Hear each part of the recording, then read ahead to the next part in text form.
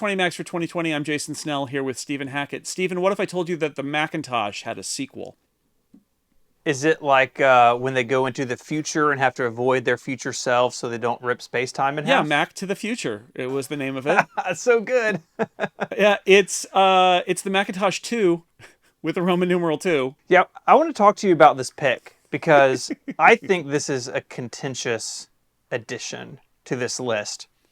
I think there's a lot of love for the compact Macs.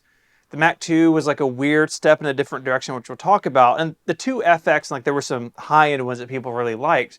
But I really want to know why you put the Mac 2 on this list. Well, so the original Mac 2 was a huge step forward in that it was the first Mac that supported color. It was the first Mac that was a computer in the sense that we think of it today. Because remember, the original Mac is this all-in-one thing with a Right. handle and you carry it around and its Mm-hmm. screen is inside it and it's cute. And the Mac 2 was like huge. It was like a boat anchor, but it was a big box, big metal box full of slots, and you could put all sorts of multiple monitors on it, and like it exchange all the components easily. And it was very much a computer where computer people were like, oh, now the Mac is a computer. So that was the sequel. But what a lot of people realized very quickly is that it was enormous and ridiculous. And what they really wanted was something a little bit smaller that still had slots in it, that was a much more reasonable system. Maybe roughly the footprint of a reasonable color monitor that you could stick on top of it. And that's why I didn't pick the Mac 2 or its immediate successor, the Mac 2X, but instead I picked the Mini Macs, these guys, which I assure you, this is much small. I couldn't lift a Mac 2, but I can lift Yeah, a they're Mac big. 2Ci, which is what this is.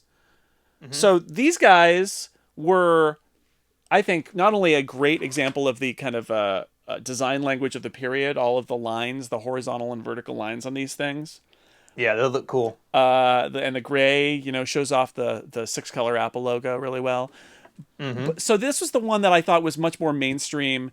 It's also a personal choice. This is the first Mac. When I fell in love with the Mac in my college newspaper, we all were working on SEs, but one person, depending on what part of the production cycle it was, got to work on a Mac 2CX, and it was so Oh, I much. bet so much better. It's so much faster. I mean, you don't even know like the difference between a 68,000 processor and the 68030 that was in the 2CX and the 2CI. It's dramatic. It was shocking how much it was. And then later, I picked one of these up at Mac User Magazine on an employee sale. They were getting rid of them for like $50, and it was the computer my parents used until they retired to do like word processing, and my dad used it to keep the books in the for the office, and so that was really great, and so I have an attachment to that. And also I just love how, not only, I mean, again, by today's standards, this is not a Mac Mini, but incredibly compact by those standards and incredibly easy to get into. So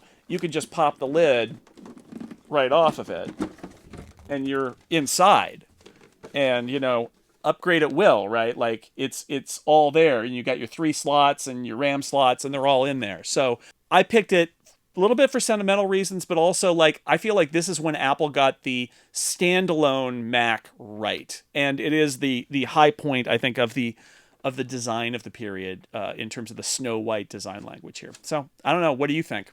Yeah, I think in the Mac 2 line, I think you've picked the right one.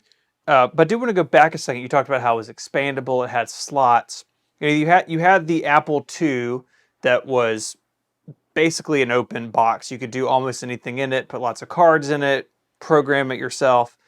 And the Lisa, but then especially the Macintosh, was Steve Jobs' vision of computing, where it's an appliance. Right? I put this thing on my desk. I compute with it. I don't have to worry about what's going on inside of it.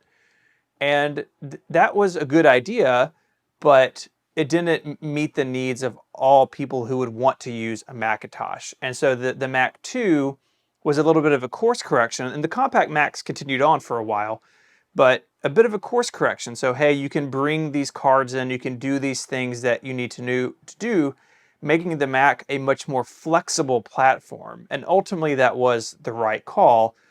And the Mac 2 is sort of forgotten today by a lot of people, but I think you're right where it really set the stage for Apple treating the Mac as something more than just a computing appliance and making it a more of a general purpose computer for everyone, from home users like maybe like your parents to power users who were doing all this crazy print stuff or audio stuff or whatever it may be. Yeah, that compact all-in-one Mac just wasn't for every use case. And so as Apple expanded the Mac line, it did go beyond Steve Jobs' vision. There's no doubt about it, to something that was more traditional.